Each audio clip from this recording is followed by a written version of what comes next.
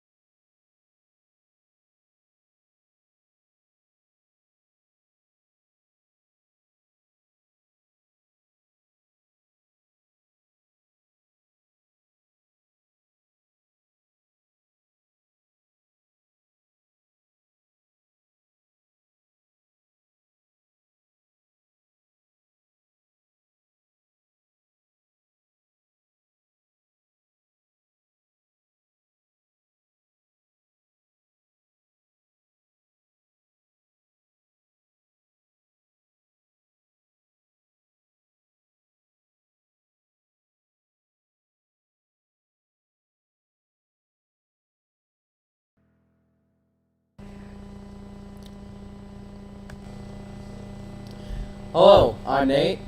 And I'm Katie. Welcome to the first ever Midwestmodelrr holiday live stream. We're joined by 3 manufacturers today: MACRail, RSLaser Kits, and Details Plus.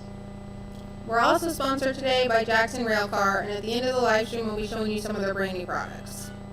So stick around with us for a brief second while we get ready, and hopefully you'll enjoy.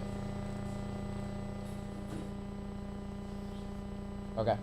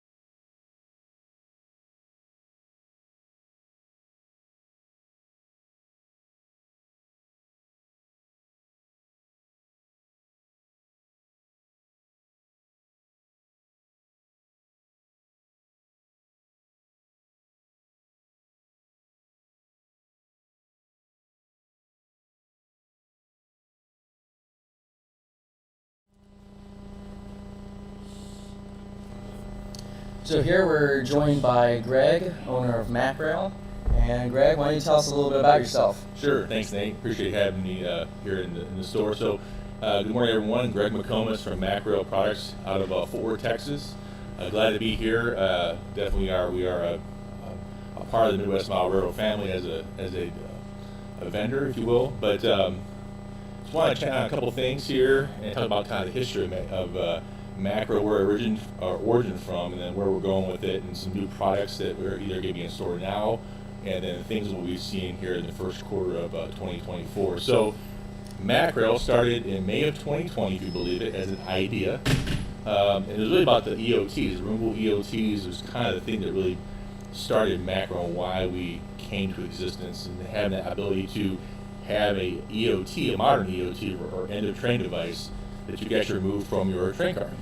And it was really just something I wanted as an operating model railroader myself, but it turned into a great idea. And so 3 years later, we've redone the EOTs now with our version 2, which is now a universal fit, and they're actually now in stock here at Midwest. But beyond that, our wildest dreams, we have over 100 SKUs of essentially modern detail parts that support the modern model, whether it's PTC antennas to a storm shelter or other things that just you want to have on your modern layout. And so we're really excited about the ability to identify those products, listen to you as a modeler to see what's needed in the market, and then pivot to then try to produce that on a reasonable timeline and get it out to market for you and make it available, whether direct or of course through your MACRail dealer as a Midwestmodelrr. So I want to talk about a couple of things that we now have shipping and in store. So one of the things here is for the people who do their own reefer containers, the 48-foot reefer. We actually now make the cage that fits on the end of the reefer container, so you can actually model a 48-foot reefer like Alliance Shippers and others had in the late 90s. Also really excited about these here. These are shipping, and we'll have some coming to the Midwest really soon, and that's our MAC 300 boiler. This is a Type O steam boiler. This is the first in our line of called wide and high products, and essentially it is a 12-foot 6-wide boiler. It makes your depressed load on a rail car like a high wide look really pretty neat with a prototypical load. It fits on your Wathers 8-axle or your Class 1 6-axle cars. So we're looking out to see those here in the Midwest here in the near future. We'll be shipping those soon. We also have our version 2.0 EOTs, so our MAC 901s through 907s, all the 7 colors you come to know. With our original EOTs, we offer them now in the 3-pack, which is orange, yellow, red, green, gray, light blue, and blue, and same price, $20, but they're even more to scale, and they're universal fit over the knuckle coupler. So we've come a long way with improving those and listening to modelers and what they wanted to see change, and so we're really excited about that. Another product we'll have, it's falling out everywhere, is actually MACRail. So kind of a neat idea we came with is what do we do with all the scrap pieces of 3D prints supports we don't use? Let's chip it up and scrap it and turn it into actual loads for customers. And so you get 8 ounces in a bag essentially. You can create your own load of different types of pieces and parts. You can use it for gondolas, high hoppers, whatever you have. And then a little bit of ingenuity, you can actually make your own load pretty inexpensively, and it's all random because the parts are all chipped, and it's a good way for us to also kind of reduce our footprint by reusing every part of the 3D print as possible. Also here in the spring, look out for these new tarps. So they're designed to fit various high top cars. You'll see them out here. It's actually a vinyl, which is pretty neat.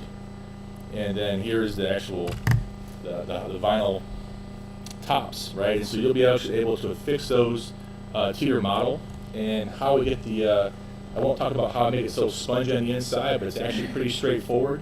And I guarantee you have the pieces and parts at your house to do that. So we're excited about trying to just bring those neat add-ons that make commercial models that are already out there even better, right, than they are out of the box.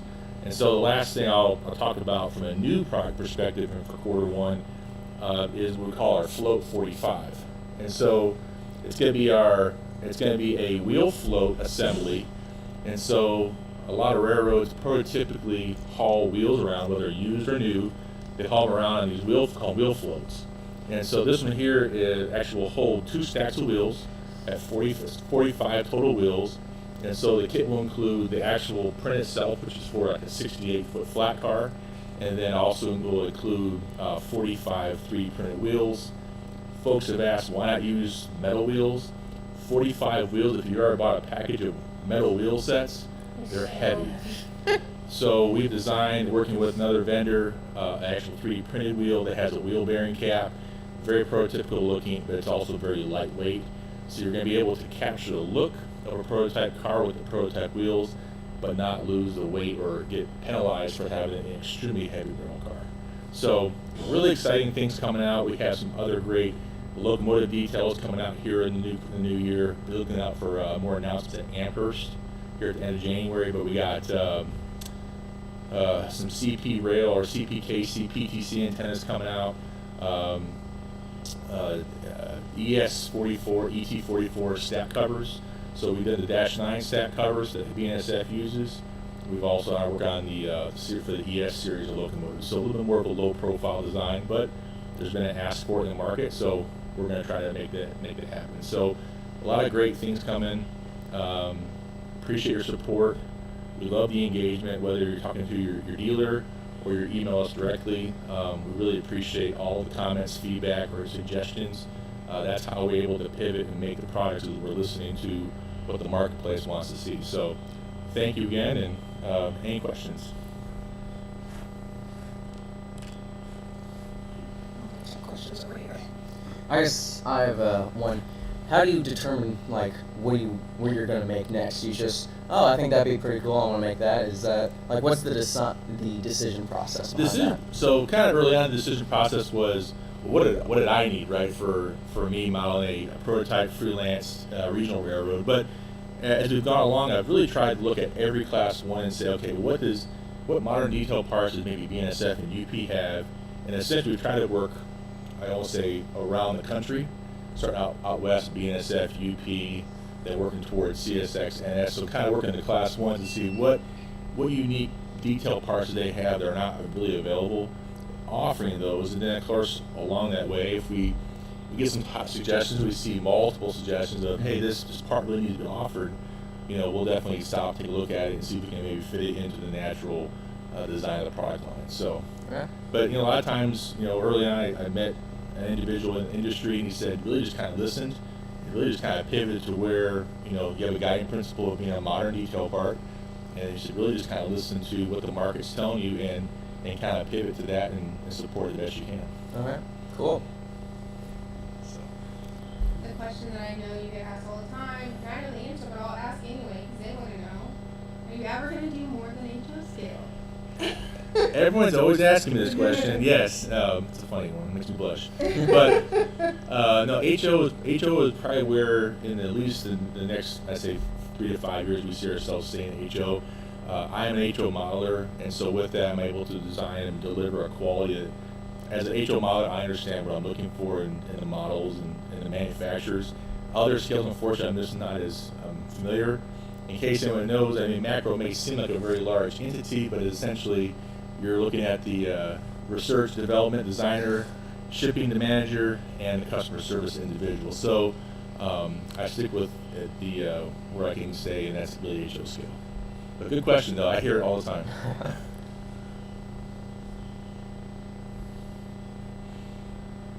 Somebody just hopped on from Australia.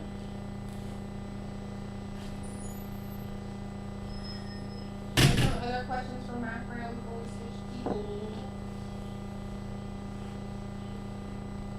If you are my people messaging on the work chat, we cannot read it because that's the phone we're going live from. Just heads up. Does somebody want to read aloud one of our workers right here that can see all these questions coming across that I cannot see right now? And I actually have one from my boss and owner of Midwestmodelrr, Steven. Do you manufacture in the U.S. or do you manufacture overseas? It's a great question, and I should have done a better job of having that outlined, but everything is made in my garage in Fort Worth, Texas. So the only thing that's not is the decal sets. We do partner with Circuit City Decals out of Maribel, Wisconsin. So Matt Welke, he does all our design work and decals for our sets, but they're also U.S. made. So everything you see is U.S. made. It's made in Texas. So if you see the little Texas on the header card, the packaging, that's the reason why it isn't made in Texas, made in the United States, which allows us to have flexibility and control our supply chain. Of course, we are detail parts, but we definitely want to make sure we're able to control that, and everything is made in Texas, yes. Nice. What's your timeline from when you guys come up with an idea and you're going to make it to when production is, when they're produced and ready in stores? We normally try to, once we get a product, we get a piece that's completed. Our goal is within 6 months. And part of that is we have to then, if we can produce it once, that's great. Now the question is, can I produce it again multiple times as a 3D print and delivering the same quality as the first test print? And so once we're able to get a printing, because sometimes printing can be interesting, you may have to deal with that with different settings for printers, not to get that detail. Once we're able to design and deliver a quality print at a mass scale, then we'll start producing, and make sure we have allotment for dealers, and also at the same time then for direct sales. So, but normally it's within 6 months we try to get things out once we really announce it as a finalized product. How do you, some of your things come in one packs and some are multi-packs. How do you decide how you're going to bundle things to get to consumers? Right, good question. So some of the more intensive sets, like the RSL kit, it comes with a lot of pieces and parts. It comes with stands and antennas and wire and decal sets and even little hair bristles. There's a lot of pieces and parts that come together, so there's enough there to make two. As a rule of thumb, as we move forward, new designs, new parts, we're always going to be making enough to do 2 models. Some, if it's a really small part, we do 3, and even things like the little tiny GPS, Morsel GPSs, I think now we're doing like 10 in a pack. So we're trying to make sure that we're giving you as a modeler a great value for what you're paying. You're paying for a primed part, so we've already primed it, looking pretty good, making sure it's ready to use out of the kit, and you can finish it. Or if it's like some of our like 830R track tile type PTCs, they're already completed and painted white. Our air conditioners are painted, so rather than package a little bit of sanding work, and you're ready to install those without having to do any other paint work. Because I understand as a modeler, and probably kind of tie back to that question, what makes sense, one piece, one model, 2 model, 3 model. I'm a modeler with a young family, so I understand that you get to balance of time, right? Do you have time to work on your models? Do you have time to work on your layout? And so if I'm able to provide a detailed part that has a little bit, it's already been primed, it's already been removed off the sprue, just a little bit of cleanup work and finishing, and you're able to use it, then I'm trying to help you also maximize your time at the workbench, making the most of getting a project, from start to complete. How many times have we started a project, and I myself am guilty of this, you start a project and you're missing a part, and it goes onto the shelf, and 6 months later you still haven't finished that model. And so we're really trying to, my goal and intention is every part's designed to kind of help get you closer to completing that model. So, great question though. So then, going back to 3D printing, do you just have a farm of 3D printers in your garage, or how do you do that? I have 3 printers. And the kids, we actually named them. One's name is 3, one is D, and the other one's Mac. So we actually have their names on the actual over thing. And it's fun because we're like, okay, 3's up today, D's down, we're doing some part replacements, and we have fun with it. But we do have 3 printers, and of course in the curing machine and process, and probably here in the near-term future, look for a social media post about kind of behind the scenes at MACRail. We're due for a behind the scenes. So, but yeah, there's 3 printers, and I keep them busy. A lot of evenings are running because I'm gone during the day. It's my full-time job. They're weekends and evenings. Those printers are pretty much constantly running to meet the demand. So. And then are they resin printers or like the more common filament printers? So it is so everything we do is a 3D resin, and so it's the liquid resin. It's a liquid gray, which is a good base color for it's opaque, so then you can also then spray paint. You can see the details on it. So it's a good starting for even painting something. It's like a light gray. So yeah. I guess it's called SLA. Yeah, SLA 3D resin printer. So all the something like that. Yeah. Yeah, I use any cubic, so it's a very good printer. Great uptime, so I know a lot of people are hobbyists out there. It's a really good. I have to put a plug in for it, but it's a really good printer. Because sometimes, like many hobbies, you get into it, you have issues with it, you get discouraged. But the printers are really good and very reliable. So. Did you have a hard time getting into it, or? It took me about a year and a half, 2 years. I had a buddy. I'll throw a name out there. Marshall Peterson. He has his own kind of 3D printing business for N-scale, MP scale models, N-scale stuff, and started out MACRail. I didn't have any expertise, and worked through kind of him as a contract printer. I do some design work. I said, hey, can we make this? On a napkin, I'm like, hey, can we make this? And he helped me design it, and over about a year and a half, learned to start doing some design work myself, and then took the big step in actually taking the printing in-house at MACRail. So now, half my garage is essentially a print shop. So it's a lot of fun. Nice. Yeah. So you mentioned having a young family. How involved are they in helping you with things? Is it all your family doing things now? Do you have any other employees? What do the kids think of all of it? It is just us. So we have 2 kids and a wife, and so I usually pull everyone in. So whether it's helping with the packaging piece, and a lot of times it's the inserting the little inserts, the little QR codes of the instructions into the packet. It's got to get there somehow. And so a lot of times we'll sit at the kitchen table in the evening and we'll be inserting, little inserts. And so it's a great way for the kids to learn about small business and learning about how to run a business. And we got expenses and revenue and different things like that. Or hey, we got an order we got to fill out there. I'll have them go out in the shop, and we'll have the pick sheet from an order, and they'll be out there helping pull off the rack, and put it in the package to ship. So it's a great way to. But yeah, the whole family comes involved. The printing stuff, I stay pretty much on my side, but when it comes to the finished piece and getting out the door, it is a full family affair to get me involved. So yeah. Nice. And are they into modeling as well, or is it just helping Dad? My daughter, she loves the figures, so she loves to put the figures in the towns, and we had the National Train Show in Dallas-Fort Worth over the summer, so my lab was open for tours, and so she was up there helping me get all the figures, and every little figurine in town or at the station, every little person has a story, right? Nice. So everyone has a story on where they go and why they're there.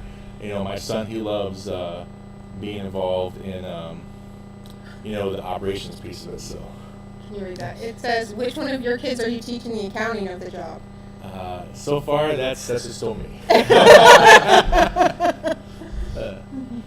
But it's a lot of fun drawing them into it, and not only from the manufacturer as a small business, but also from the modeling side, because it really makes it for a full family affair. And really, my layout, in Texas, space is kind of hard to come by. Basements don't exist in Texas, so my layout is a double deck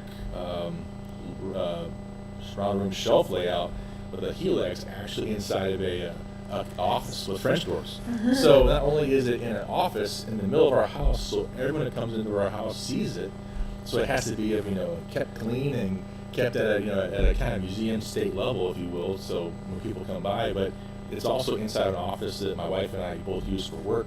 So it's in very much a multi-use part of the house. So yeah, if you're curious about what that looks like, check out Michigan Interstate St. Clair subdivision on Facebook and just on Facebook, not on Instagram. MACRail's on Instagram, but sometimes you'll see they cross-pollinate, right? So that layout is also used for test shots, stuff we use for product photos, and so you'll see the layout in the background just kind of as part of being a part of MACRail. So The MACRail demo. MACRail demo is sometimes we refer to on the layout side, we refer to it as corporate. Corporate. Nice. Yes. How did you yourself get into the hobby? How old were you? What was the first? Great question. So I have been in the hobby since I was probably like about 7 or 8 years old. So started out in my grandparents' basement, and I grew up in the Michigan, Detroit area. My first ever model train was a LGB G-scale that went around my grandparents' basement. Just Nice. the green engine, right? Still have the green engine. Fast forward all these years later, I still have all that G-scale stuff. It still operates just as well as it did when I first bought it. G-scale, and then I moved into a little bit of O-scale, Lionel. But then about 11 and 12 moved into HO, the Bachman set, right? Mm-hmm. And then from there, just Ather and Blue Box, and it just kind of expounded to really following the hobby with all the new technologies and new offerings. And I've stayed with the hobby in HO scale ever since. So yeah, lots of fun. Do we have any other questions? Did you tell them about the MACRails? I did not. Thank you, audience person.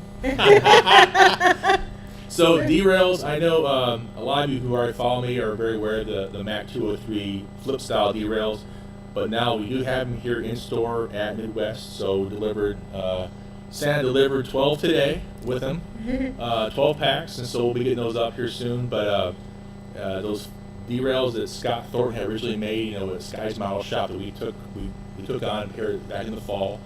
We're gonna keep cranking them out because there's a big demand for these derails. But I just want to let you know that they are here now in Midwest. So stay tuned. They'll be on the website soon, says Brady. So be on the lookout. So Okay. I have one more question. Sorry. Since starting in this, what has been the most surprising thing to you as like a manufacturer? I think the most surprising thing is it is a very small world of manufacturers. But everyone kind of knows everyone in that circle because MMRR and really from a global perspective is a really small kind of think of like a dog. This is someone told me, they said think of a dog and all the hair. MMRR is really just a single hair in that dog's back, right? We're just a small part of it. So it's a very small community of manufacturers and media, whether it's a magazine or online personalities, and so. I think the biggest takeaway from all that is relationships. Mm-hmm. I have enjoyed, in the last 3 years, my relationships in the industry has grown, and with that, it's been amazing to, meet new people and be able to listen to their ideas, and of course, then my side of that is in sharing and giving back. So I really enjoy the relationship piece of the MMRR industry. So. All right. And you'll be in Amherst, right, this year? I'll be in Amherst, yes, this year in the Young Building by the food court. So when you get hungry, come by and see me. We will also be at Amherst. We do not have a booth, but you can find us there. Dawn and I and Stephen and Alice will be there. Make sure you say hi. We'll be in Midwestmodelrr clothes, so you know who we are. I know a lot of times people use different manufacturer booths for meetups and stuff. So we'll talk to Steve and see what we can do. But yeah, right there by the food court was always a great place to be. And hint, hint, there may be some MACRail stuff coming up in mystery boxes. If you are one of our mystery box subscribers, $99 a month includes shipping, and we have them for HO and in scale. in addition to just the MACRail products that are on the website, a little birdie told me there might be some mystery boxes, which we usually don't tell you. So hint, hint.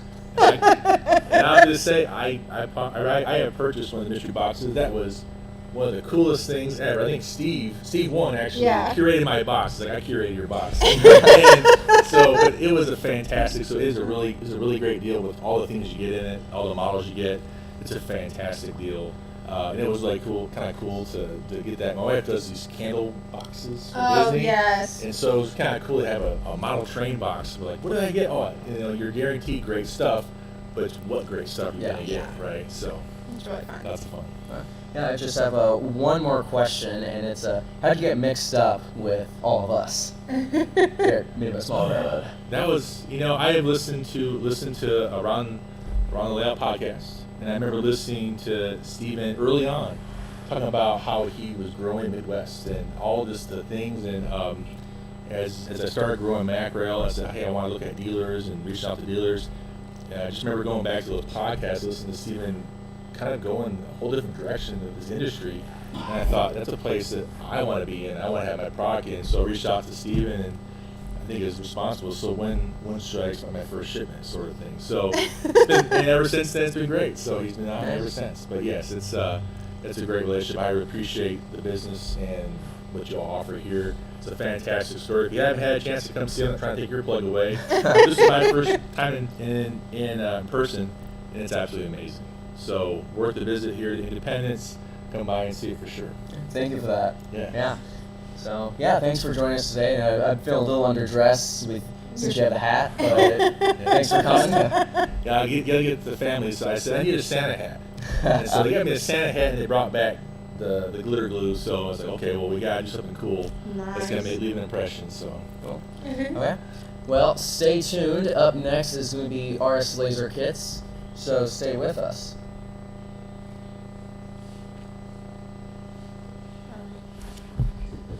Cool. I'm gonna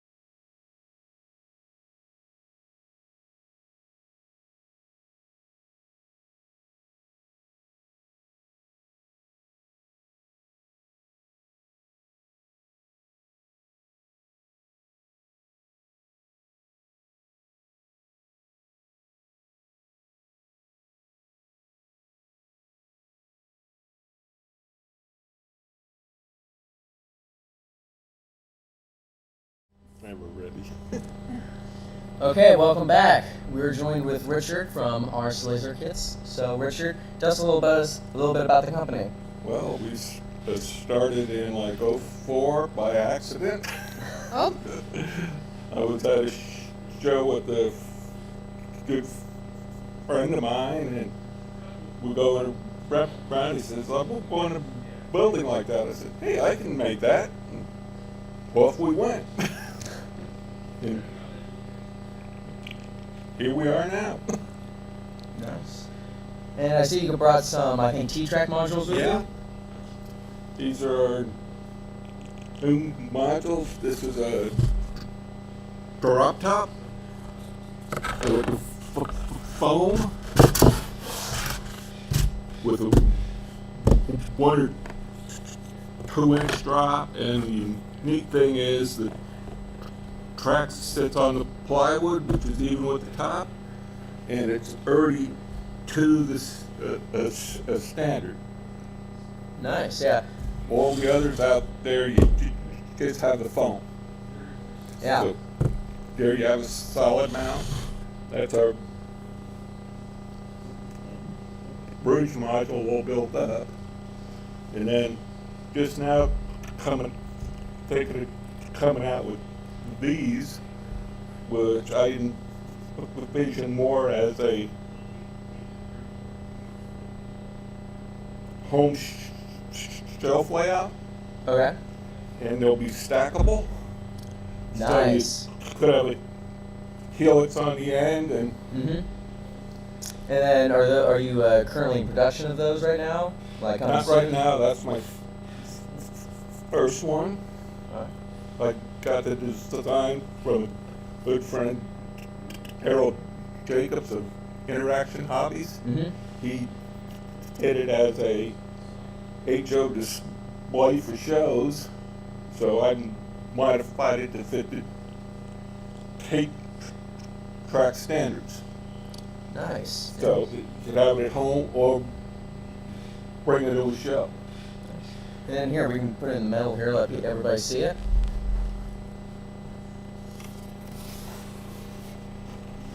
And you can stick an LED lights in the top, and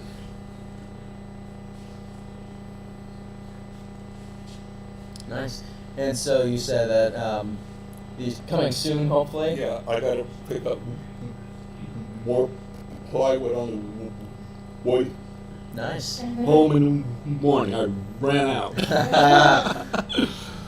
But you know, that's our first product type of it. And Mhm. if there is interest, I will come up with the other sizes and maybe even the helix on the end. Nice. And so, along with T-Track modules, you also do structures, right? Oh yeah. And we've got over 80 in N scale, Mm-hmm. about half that in HO, and quarter of that in O. But N scale is our largest. Yeah. Do you have a model railroad yourself? No. Ah. I don't have room right now. Yeah. And when we moved from Oregon, I lost my shop, so we're literally working out of the house. Nice. Nice. Got lasers in the dining room and the front parlor.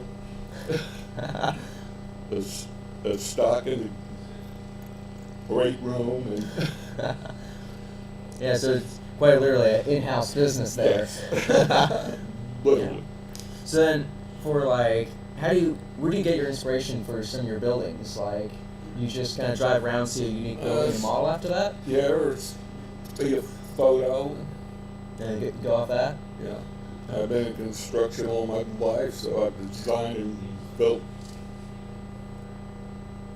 houses from the 60s on, so Interesting. it's still in construction, basically. Yeah, just a little bit Just a smaller. little smaller.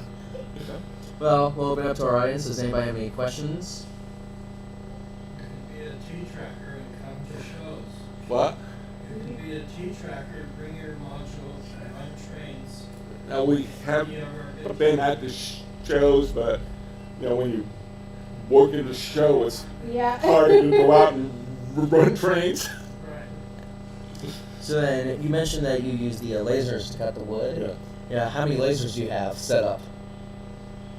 Right now I've got 30 of them. 3 of them. Yeah, I've got a couple of epilogues I've had since basically day one. They're workhorses, and just picked up a 40-inch ohm tech. Nice.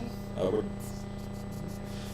prefer an epilogue, but at my age I can't see spending 75,000 for Yeah. It's a little bit of a purchase. yeah.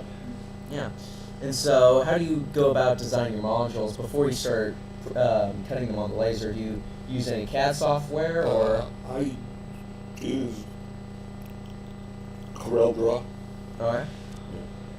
I'm an old on-the-board craftsman for years, and knock on wood, I never had to learn AutoCAD. Nice. Nice. Because when AutoCAD came out, I was drawing with a red pen. We get a lot of questions about the wood, especially on T-Tracks. So what type of wood do you use, and why is that what you decided to go with? I use 1/8" white ply because it's super light, it's super strong, and 1/4 inches bendy, and it's overkill. The bridge module before I steam it, that I was taking it out to get some photos and tripped over a stone, and it went flying about 30 feet on a concrete, didn't even budge it. Nice. Nice. You know, and if you pick this up, it's probably a pound and a half. Yeah. You know, and they're easier to ship, and Yeah, there's definitely a misconception about that, because a lot of people talk to us about, like, they think thicker is better, but it definitely is not always the case. no, if it's braced, you know, but these have inside bracing, you know, it's not gonna work. Well, I know we have a couple comments already, especially one from Steven, Uh-oh. where as soon as these are out, you're gonna have a couple orders. So people are waiting. Yeah. Okay. Yeah. So do you have any like final closing comments about the brand? Any upcoming news aside from the T-Track modules? Well, we'll have the sawmill out hopefully after the first of the year, All right. and it'll include the wigwam, the dust burner, Mhm. a little log tugboat, All right. you know, for out in the log pond, and hopefully a log dump, Cool. all in its single kit. And as I say, hopefully the first of the year on that one. Cool. And then we also had another question. Do you use any 3D printing as well with it, or is it all laser cut? Almost everything is laser cut. I do some pitchy windows. The wigwam is Mhm. 3D printed out of an outside source. All right. Nice. And like, if you look at this sawmill, Mhm. all that is, all the equipment is cut on the laser. Yeah. And there's some really fine detail too there. Yes, Yeah. yes. Really good job. And that sawmill was actually done originally by a good friend Rob Ray in Z-scale, if you can believe. It's hard enough to build an end. Yeah. But he's a master of Z. Okay. Well, thank you for joining us. Yeah, really cool projects here in the future. Everybody will have to keep out a lookout for the T-Track shelf modules. Yeah, they'll be hopefully right after the first we'll have the double out and we'll Nice. work on the others. Sounds good. Okay. Okay, well, up next is going to be Details Plus, so stay tuned.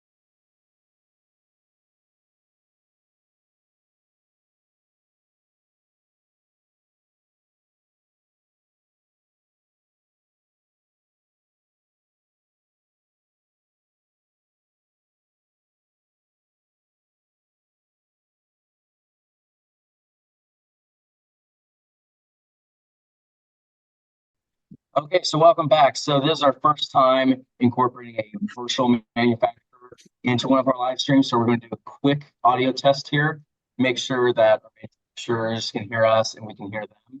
So Details Plus, why don't you guys introduce yourselves? You go. Hi, I am Brian Greer. And I'm the son. I'm Elliot. Okay. And then we're going to go back to the waiting screen, make sure we had audio. Right back, I promise.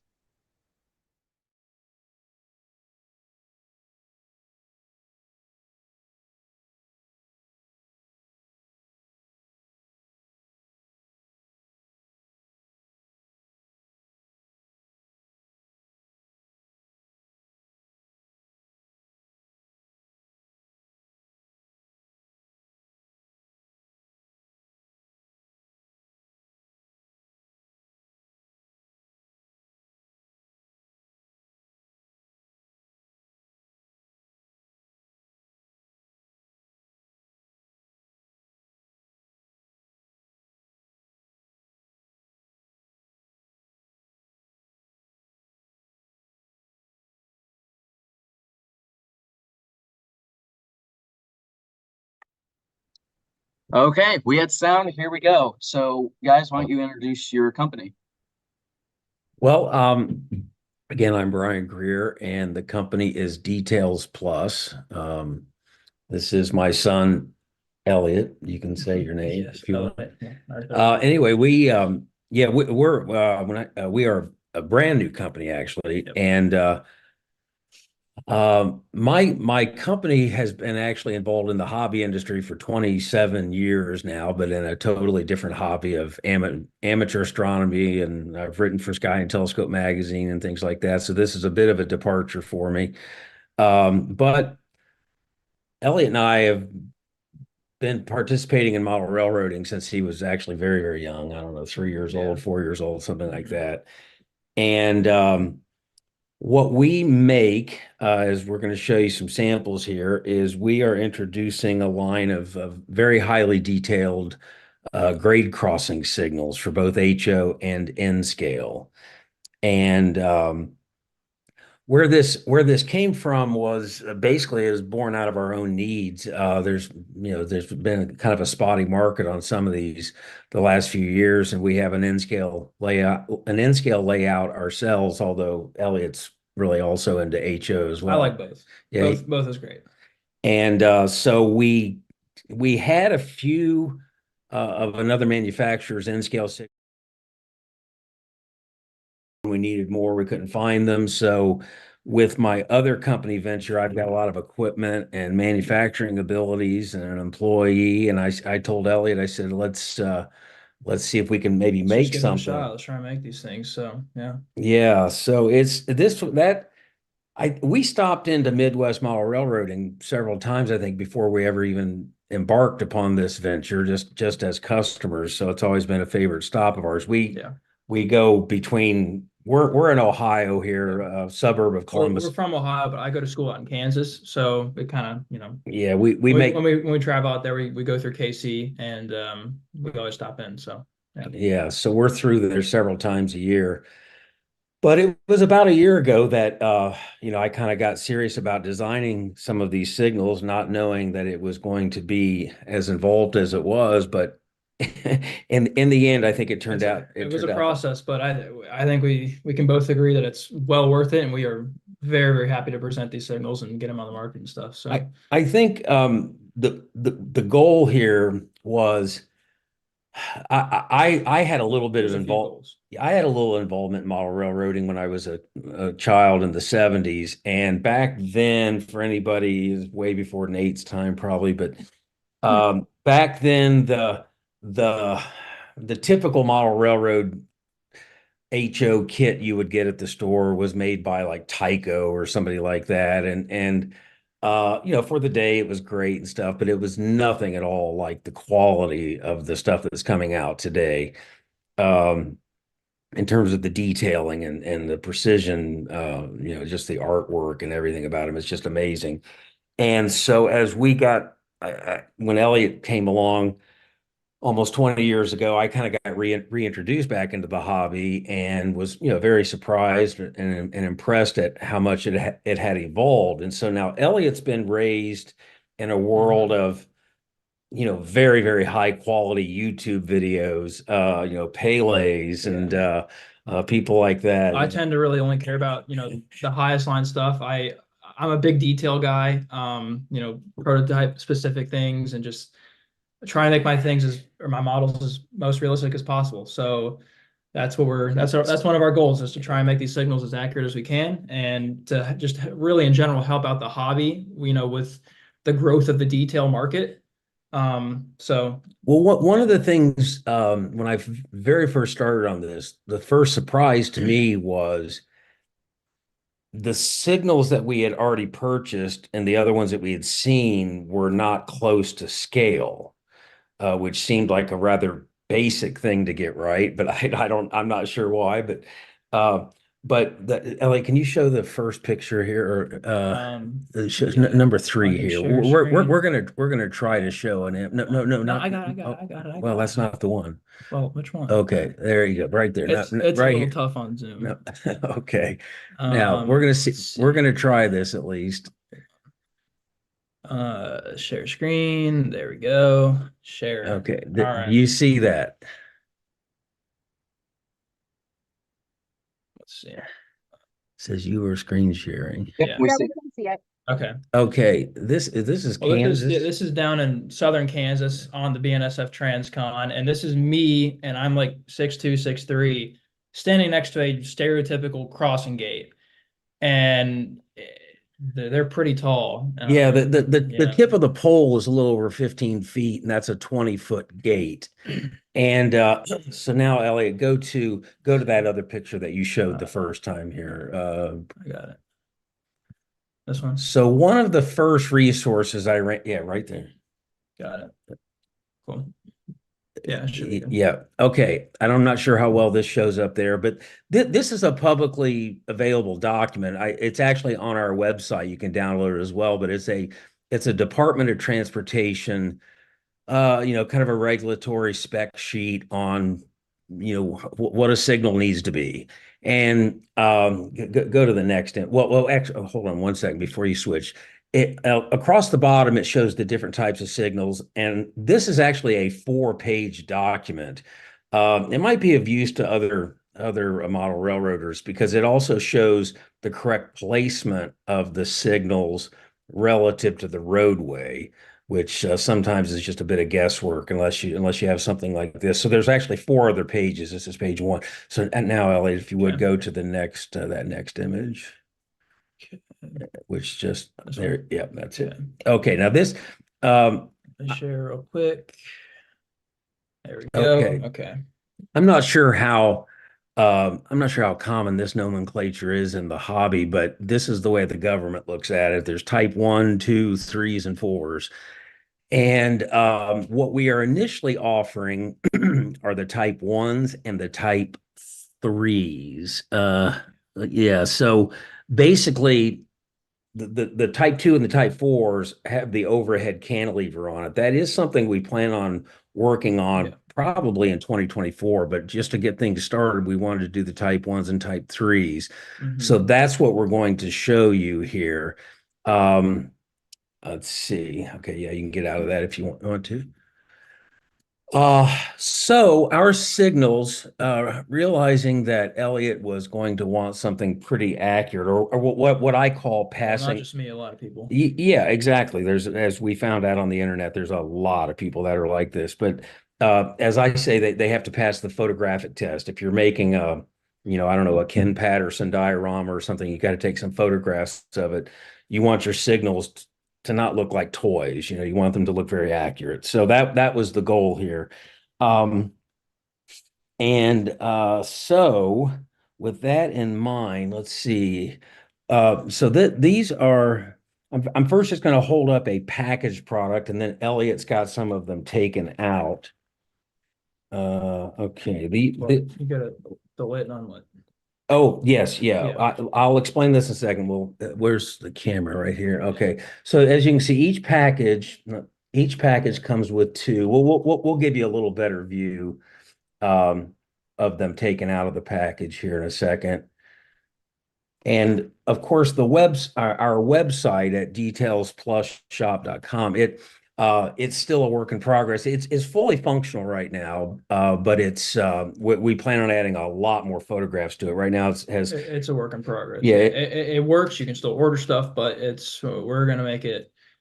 We're gonna change it quite a bit. So. It's going to be getting a lot of really zoomed in detail type images on it, and also some of these things where they're installed on the installed on dioramas and so forth. So that now, okay, as Elliot said, there's one difference here. I think it's a difference. I have not seen any other manufacturer do this yet, but it's important to point out that we offer both lighted. There's a line of light, LED lighted signals, and then there's the non-lighted. Now, the difference is not just lights versus non-lights. The non-lighted ones, since there's not a requirement for wiring and other stuff, the non-light, like this one is a non-lighted part. And if you see, like for instance, if you see the struts that hold up the light fixtures, they're much more delicate, much closer to prototype sizing. And like you can see the wire, the conduit pipe that comes out of the gearbox for the gate goes down to the base, and it's painted the proper conduit color and so forth. It's got the little blue sign on the pipe, on the pole, that says, I believe and that's for malfunctions and yeah, calling the railroad for malfunctions. yeah, and to report a problem kind of thing. So yeah, go ahead. Well, the big thing with the lit and unlit is not just the detail, and well, that is the big thing. Is the detail in the unlit is quite a bit. It's not quite a bit better, but it's definitely better. And so everything's a little bit finer, and we can do that because obviously we don't have to put LED lights in them.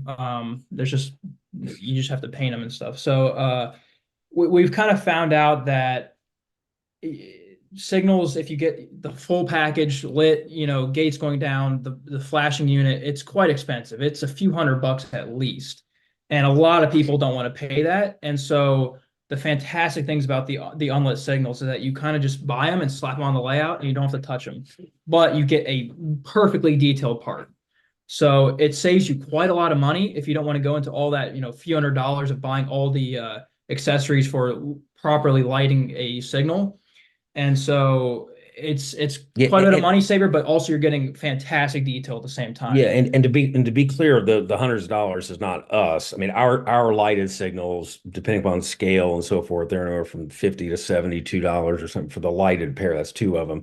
But then, like Ellie says, you have to add a flasher control, track detectors, and things like that. So, if you have a small, maybe medium-sized layout, a lot of people like that. Our layout, ours are all detected and lighted. But it was actually my employee Bill, because he's got a very large HO layout, and it'd be a $10,000 venture for him to put properly detected protection at each of his crossings. So he was the one that said, "Hey, can we just make some that are just basically decorative?" So we'll see. I mean, they're obviously less expensive, but that is something I think that's kind of new in terms of the offerings, is the lighted versus the non-lighted. I'll take a look at my notes here. Somebody asked, Yes. what about if we want all the lights what about if we want all of the lights, or are you gonna do a full kit? Hold on, repeat that. You're a little muffled, Kate. Somebody commented on TikTok and said, what about if we want all the lights? Are they gonna be a full kit with all the different lights available, or like more than just like two? You keep cutting out. Well, Sorry. for some reason, Kate's not coming Yeah. through. I don't know. Nate, we hear you fine. I don't know where the magic seat. I don't. So the question was, is there an option where all the lights, I believe what they're saying on the arm included, are all lighted? I believe was the question. Oh, like the lights on the gate. Mhm. Yes. That No, there are no, that would be kind of really challenging. Yeah, if you're talking about the lights, if you're talking about the lights on the gates, no, Yeah. those are not lighted. Yeah. The details there, they're just painted on. But Yeah, I mean, trust me, I put some thought to that, but I've seen people do them on the internet, like do them themselves, yeah.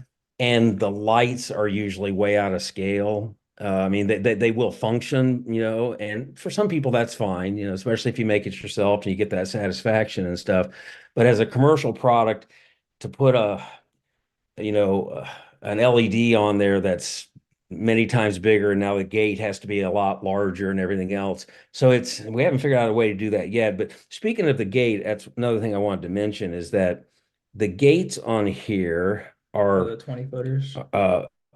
well, yeah, these are the prototype 20 footers, Yeah. but the gates on here are made of carbon fiber composite, and there's a reason for that.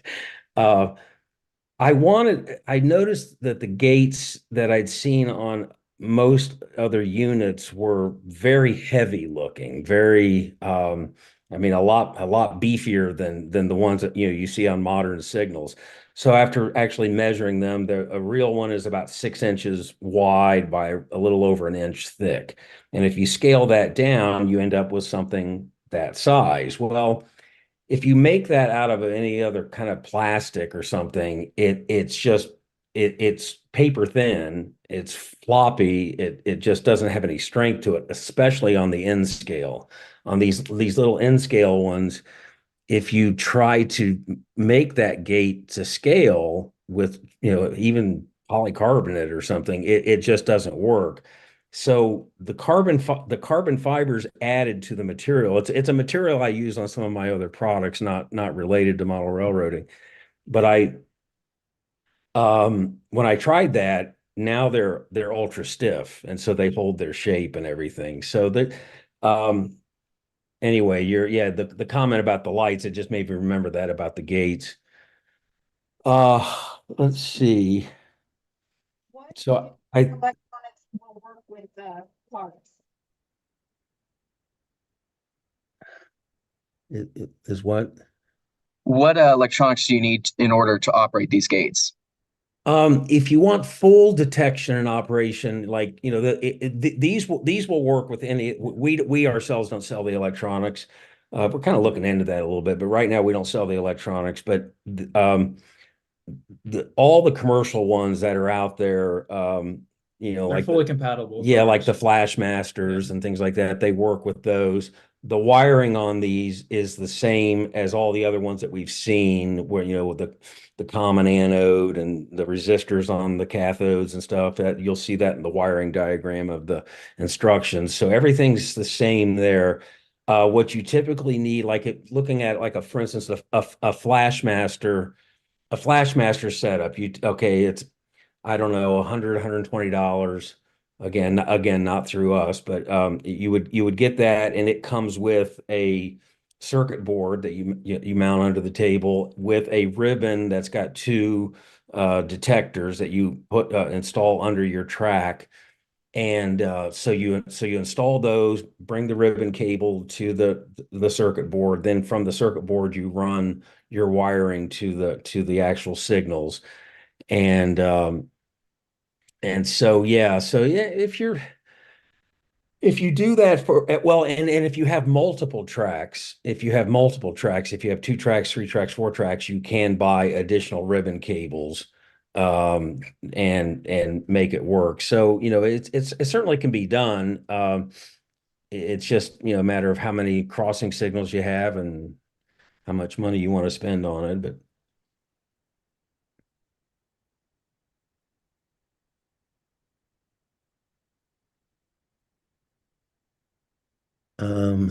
oh, Elliot, here, can you show this picture? show that picture right there. This is these are actually this is since I'm not sure how well things Here's show a- up on Zoom. Yeah. These were some early prototypes. I kind of just, you can probably see the tape in the back. I kind of just taped them down, just for a picture. It's just a simple picture I took, outside. But these are all four of these are unlit versions, so you can see the fidelity of the crosses. And what do you even call this right here? What do you call this? Like where it's connected to the actual light. The struts. Yeah, the struts. Yeah, Yeah. you can see the fidelity of the struts and just Yeah, a little bit more up close detail. This was 6 or 8 months ago. They've changed from this. I was almost reluctant to show this picture, but I think it's still representative of the detail level. But they've changed a little bit. I think for the better.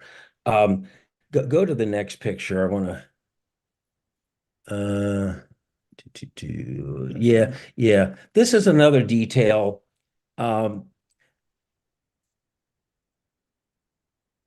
Okay. Hopefully you can make out what you're seeing there. This is this little device. I'm not sure how many people notice this, but on gated signals up near the top of the pole, there's a wishbone, a gatekeeper, a gatekeeper that when the gate goes back up, it's there to basically keep the gate from rattling around in the wind and stuff. And our our HO signals do have this as a separately applied part. All of these kits come with a is the camera still active? Okay.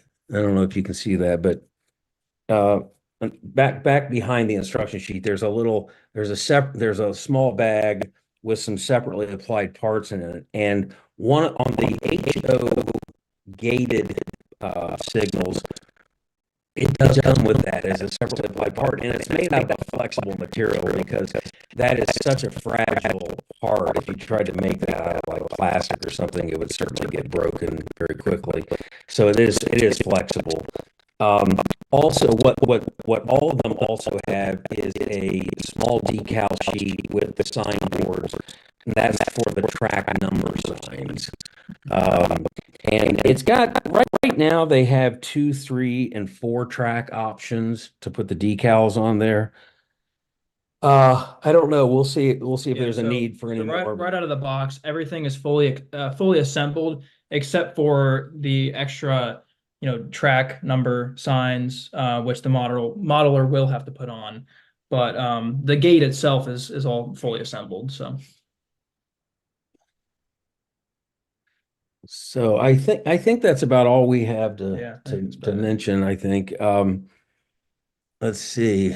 Well, here, show them this. Show them that one. This probably will not be a product we offer. We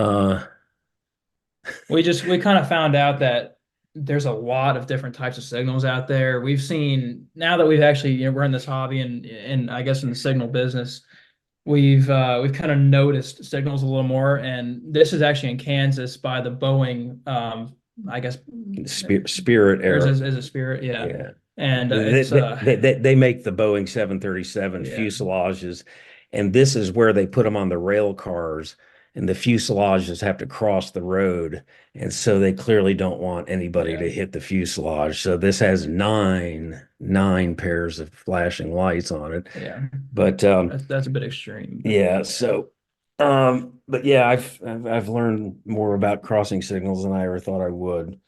But it has been interesting. So that I think that's about all we have to offer. Like I said, our website is functioning. It's up and running and it's functioning, but it's we'll be adding more photographs, images. Also, we're going to put some the instruction sheet that comes with it is kind of generally all you need, but we're going to put a little more Everything will be on the website. a little more extravagant version of the instructions on there and stuff like that.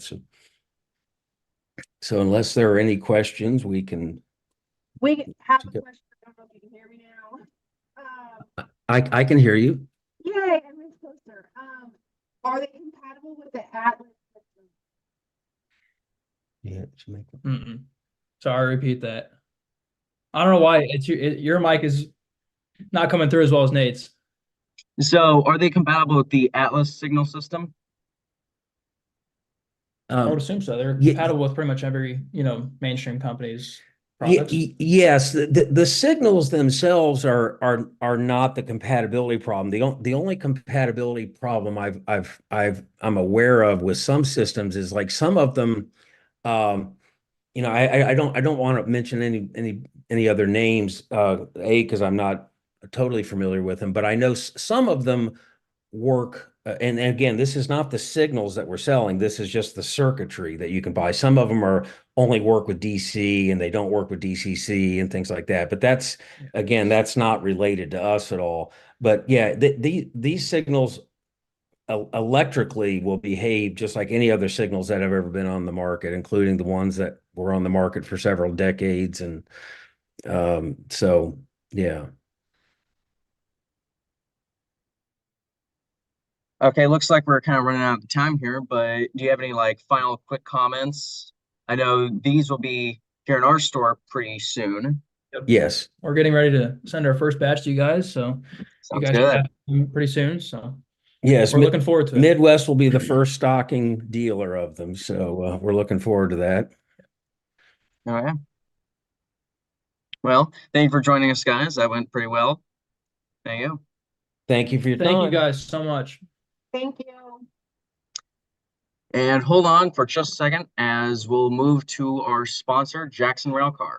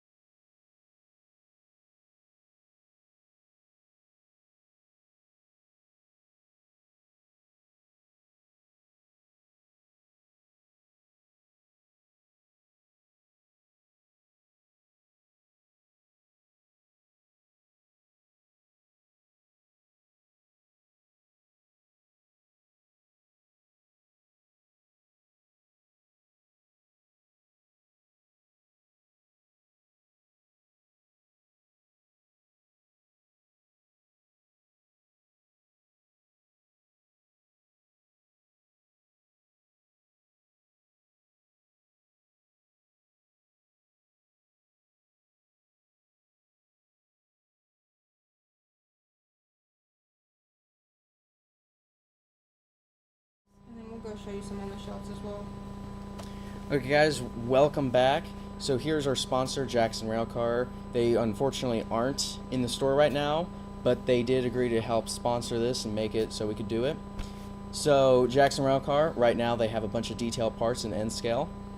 As you can see, they're finely printed parts that are come on the sprue most of the time in multiple packs, and you order them, they get to you, you can have the opportunity to paint them however you want.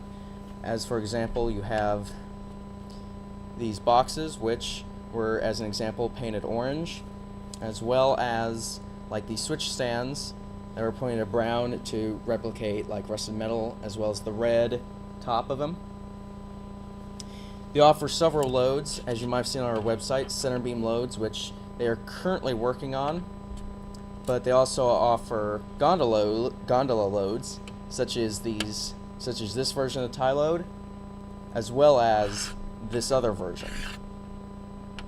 And they offer these two versions to give you the freedom to replicate however your region or your era, whatever railroad you model, uses tie loads and how they transport them. Jackson Railcar also produces decals that you can use on your layout for roadways. They have road stripes as well as arrows and directions, and you can use those to detail your layout. If you check our Instagram and our Facebook, you'll see plenty of examples there on our own layout when we've gotten samples and we've tested them out. So like I said, Jackson Railcar, really good brand, a lot of detailing parts. I've heard from them. They've said that they might start producing stuff in HO scale. So stay tuned. Stay tuned to our website and then check in on our newsletter as well as our social media. And as soon as we get some of their HO stuff, we will let you know. Again, thank you for attending this live stream. Sorry for the little difficulty with the Zoom. We're all kind of learning here. Perfect. Thank you. Alright, if anybody on TikTok has any questions,